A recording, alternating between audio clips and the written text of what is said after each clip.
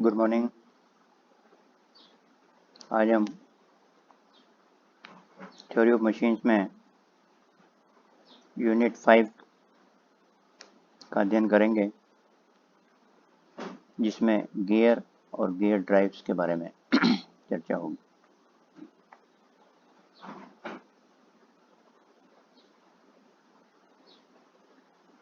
What is a gear? Gear क्या है?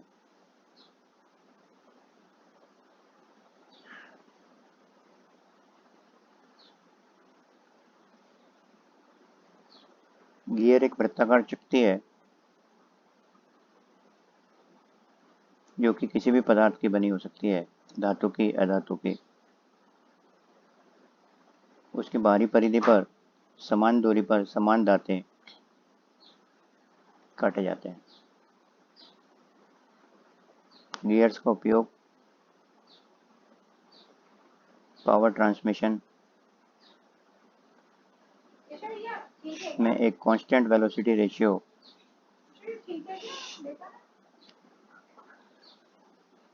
प्राप्त करने के लिए किया जाता है।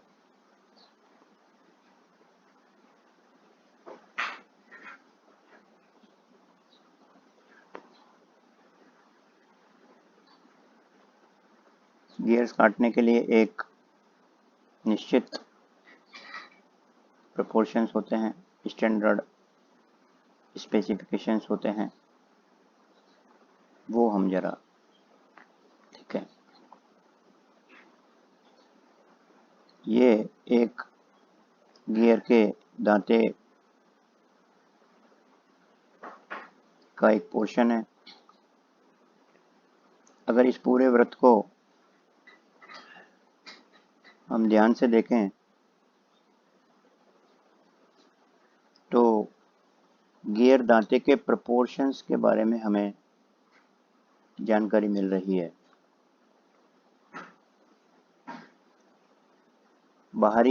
अगर इसके बाहरी बिंदुओं को मिलाकर एक वृत्त की रचना की जाए तो उसे हम आउटसाइड सर्किल कह सकते हैं, और दांते के निचले सिरे को मिलाकर एक वृत्त की रचना की जाए तो उसे रूट सर्किल कहा जाता है। इन दोनों के मध्य दो अलग अलग बिंदुओं पिच पॉइंट से अगर सारे पिच पॉइंट्स को मिलाया जाए, समस्त गियरों के पिच पॉइंट को मिलाया जाए और एक वृत्त की रचना की जाए तो पिच सर्किल कहलाता है। और उसके नीचे एक बेस सर्किल भी है जो कि कैलकुलेशंस के लिए इम्पोर्टेंट है।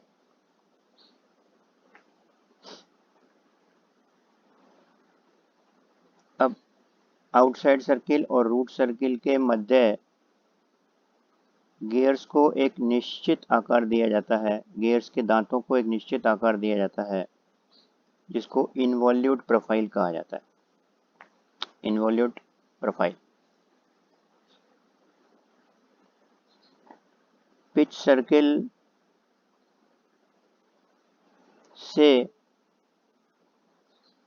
आउटसाइड सर्किल तक की गहराई अडेंडम कहलाती है और रूट सर्किल से पिच सर्किल की गहराई डिडेंडम कहलाती है। यानी कि पिच सर्किल के ऊपर कितना ऊंचाई है वो अडेंडम और पिच सर्किल के नीचे दांते की कितनी गहराई है वो डिडेंडम। एक ही दांते के दोनों किनारों पर दो पिच पॉइंट हैं, उनके मध्य की दूरी सर्कुलर थिकनेस कहलाती है।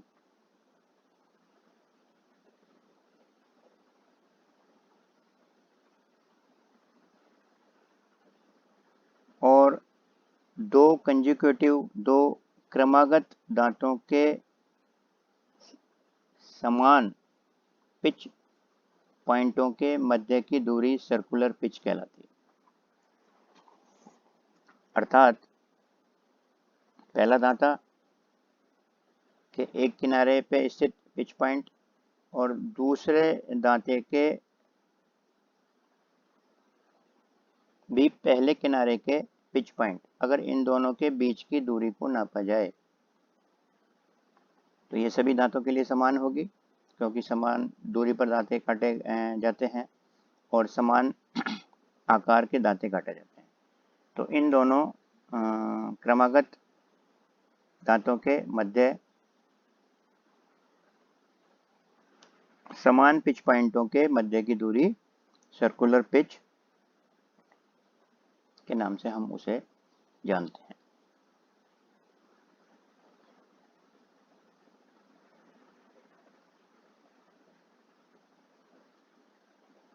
अब पिच एक ऐसी इंपॉर्टेंट टर्म्स है जो कि हमें जानना अति आवश्यक है कि पहला है पिच डायमीटर। पिच डायमीटर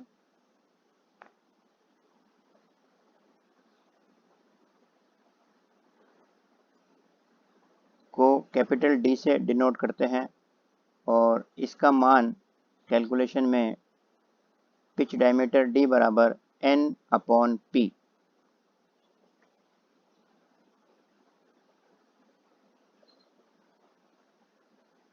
जहाँ पर पी क्या है, डायमीट्रल पिच है, और एन दांतों की संख्या है।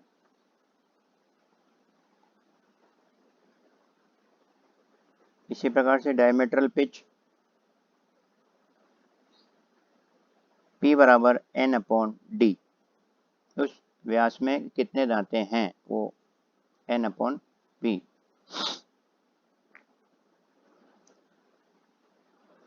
अडेंडम की कैलकुलेशन अगर दी जाए तो A बराबर 1 अपॉन पी। डिडेंडम को B से अगर डिनोट करें तो B बराबर 1.157 upon P. Outside diameter OD बराबर n plus 2 upon P. Root diameter RD is equal to n minus 2 upon P. Base circle BC is equal to D into cos P A, जहाँ पर P आपका डायमीट्रल pitch है और A addendum है। इसी प्रकार circular pitch की बात की जाए तो CP बराबर 3.14 D अपॉन एन, या D अपॉन एन को अगर हम 1 अपॉन पी से डिनोट करें तो 3.14 अपॉन पी भी आता है। और सर्कुलर थिकनेस T बराबर 3.14 D अपॉन 2n या 1.57 अपॉन पी। ये स्टैंडर्ड प्रोपोर्शंस हैं जो कि गियर डिजाइन में काम आते हैं और स्ट्रिक्टली फॉलो किए जाते हैं। अब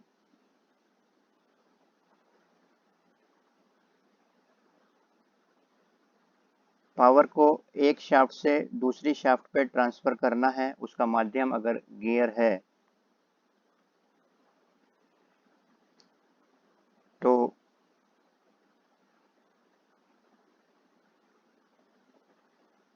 अलग अलग प्रकार की पावर ड्राइव के लिए अलग अलग प्रकार के गियरों का उपयोग किया जाता है। उसमें प्रमुख गियर जो होते हैं उनके नाम हैं spur gear,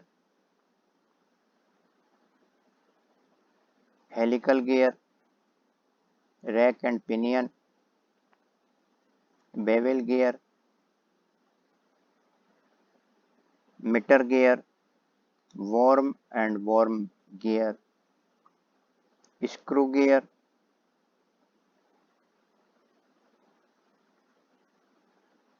internal gear, external gear.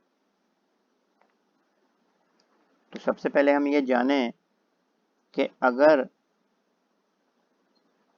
किसी परिधि के बाहरी सतह पर दांते काटे जाते हैं तो वो एक्सटर्नल गियर होते हैं, जैसा कि 1, 2, 3, 4, 5, 6, 7 इन चित्रों में स्पष्टतया दिखाया गया है।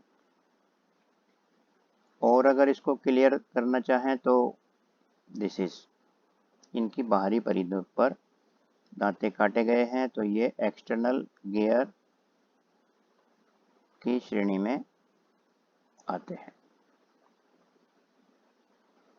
अगर आंतरिक परिधि पर दांते काटे जाएं तो वो इंटरनल गियर होंगे, उनको भी हम आगे देखेंगे।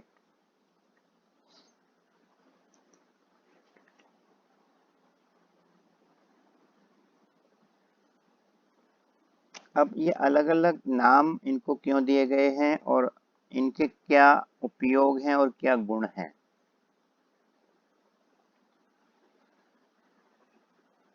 तो स्पर गियर सिंपल गियर है, बिल्कुल साधारण गियर है, सीधा है बिल्कुल। इसमें जो दांते काटे जाते हैं वो इस होल के अक्ष के समांतर काटे जाते हैं।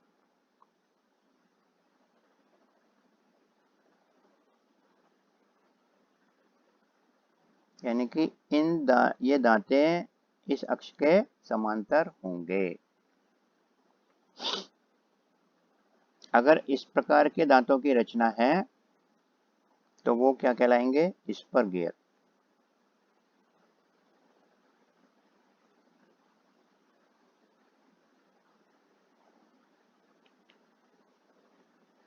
हायर पावर ट्रांसमिशन करने के उपयोग में आते हैं और दो समांतर शाफ्टों को जोड़ने के लिए इनका उपयोग किया जाता है। और दोनों शाफ्ट कैसी होनी चाहिए, पैरेलल होनी चाहिए और कोप्लेनर होनी चाहिए, एक ही प्लेन में होनी चाहिए। इनका उपयोग कहाँ होता है, मशीन टूल्स में, ऑटोमोबाइल गियर बॉक्स में इत्यादि।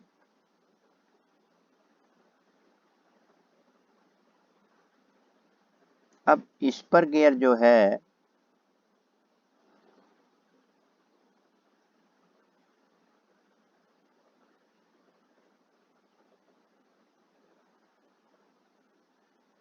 स्पर गियर में क्या दिख रहा है हमें कि ये दांते इस अक्ष के समांतर काटे गए थे, लेकिन ये दांते इस अक्ष से किसी कोण पर झुके हुए काटे जाते हैं। तो किसी हेलिक्स एंगल पर ये दांते इस अक्ष से एक कोण बनाते हैं जिसको हेलिक्स एंगल कहते हैं, और ये दांते समांतर न होकर किसी कोण पर झुके हुए होते हैं।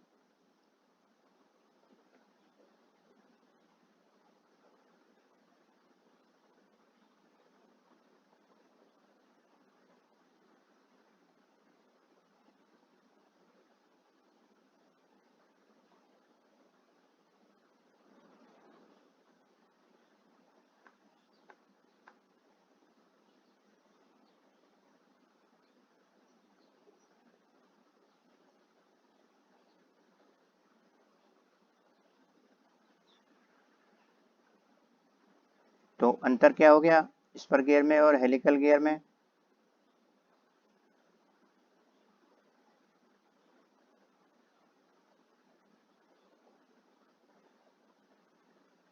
क्या अंतर हो गया कि स्पर गियर में दांते अक्ष के समांतर होते हैं और हेलिकल गियर में दांते अक्ष से किसी कोण पर झुके हुए होते हैं।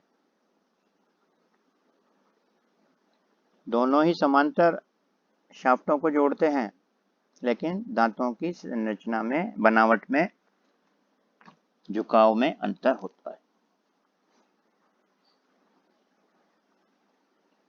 इसी प्रकार से अगर इन दांतों को एक वृत्ताकार परिधि पर न काटकर एक सरल रेखा में काटे जाएं, एक प्लेन में काटे जाएं, तो वो रैक कहलाता है।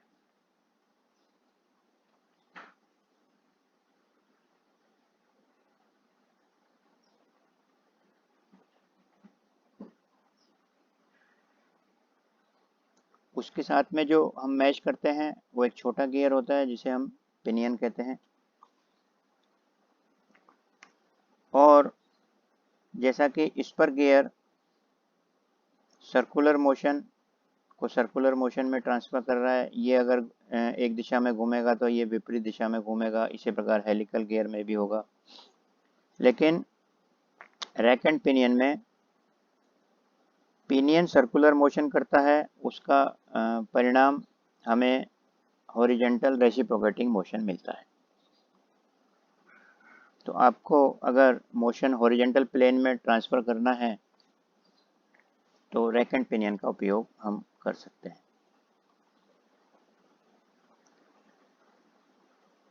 बेवल गियर एक स्पेशल गियर है जो कि दो कोण पर स्थित शाफ्टों को जोड़ने में काम आता है और यह कोण अधिकतम 90 डिग्री तक हो सकता है।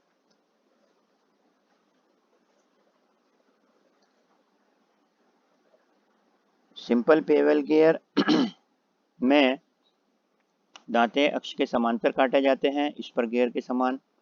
लेकिन जब इन दांतों को अक्ष से किसी कोण पे काट दिया जाए तो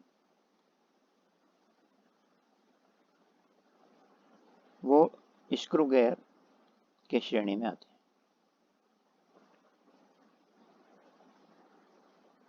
मीटर गियर बेवल गियर का ही स्पेशल रूप है जिसमें दोनों जो गियर हैं वो समान होते हैं, यानी कि उनका जो गियर रेशियो है वो 1:1 रहेगा। वेलोसिटी स्पीड रेशियो है 1:1 रहेगा।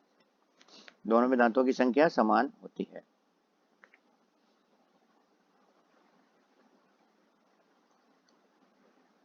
रैक एंड पिनियन की तरह ही वॉर्म एंड वॉर्म गियर है जो कि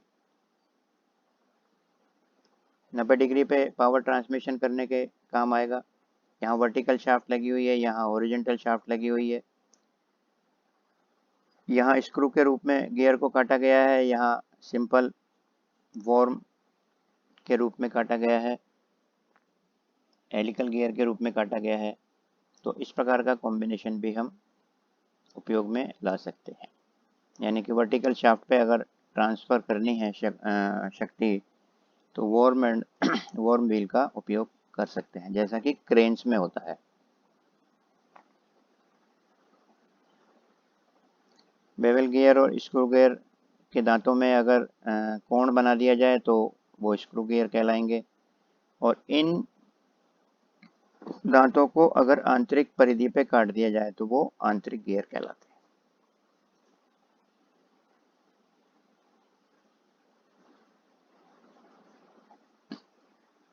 ये स्पर गियर को दिखाया गया है, अभी हमने इसकी चर्चा करी। दांतें अक्ष के समांतर हैं और दोनों शाफ्टों के अक्ष समांतर हैं और एक ही प्लेन में है। ये बेवल गियर को समझाया गया है। कोनिकल सरफेस पे काटे जाते हैं, यहाँ हमारे सिलेंड्रिकल सरफेस पे काटे गए हैं। ये जो गियर ब्लैंक है जिसपे गियर के दांते काटे गए हैं ये सिलेंड्रिकल है, जबकि बेवल गियर में ये कोन के शेप में गियर ब्लैंक लेते हैं, उस पर दांते काट रहे हैं।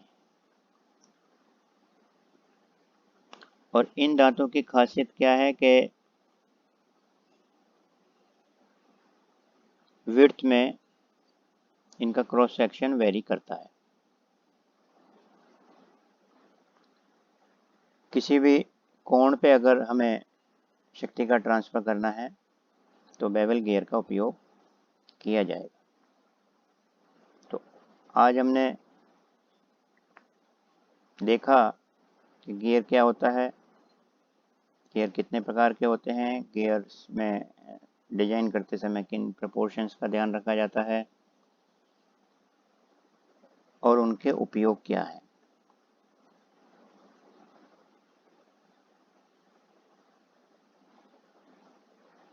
तो थैंक यू वेरी मच। आज के लिए